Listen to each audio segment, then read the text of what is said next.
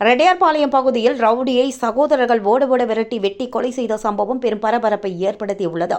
ரெட்டியார்பாளையம் புதுநகரை சேர்ந்தவர்கள் அமீர்கான், ஷாருக்கான் சகோதரர்கள் ஆவர். இவர்கள் நடத்தி வந்த நடனக்குழுவில் இருந்த தட்சிணாமூர்த்தி நகர் வெற்றி என்பவர் சமீப காலமாக வரவில்லை என்று கூறப்படுகிறது. இதனால் சகோதரர்கள் பேச்சுவார்த்தை நடத்திட வெற்றியை வீட்டிற்கு அழைப்பு விடுத்துள்ளனர்.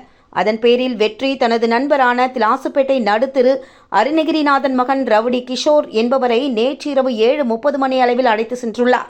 பேச்சுவார்த்தையில் இரு தரப்பினருக்கும் இடையே வாக்குவாதம் நிலவியதை அடுத்து ஆத்திரமடைந்த சகோதரர்களான அமீர்கான், ஷாருக்கான் உள்ளிட்டோர் கத்தி உட்பட பயங்கர ஆயுதங்களுடன் கிஷோரை சுற்றி வளைத்துள்ளனர்.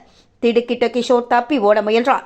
இருவரும் அவரை ஓட விரட்டி சரமாரியாக வெட்டியுள்ளனர். இதில் தலை சிதைந்த நிலையில் கிஷோர் சம்பவ இடத்திலேயே உயிரிழந்தார்.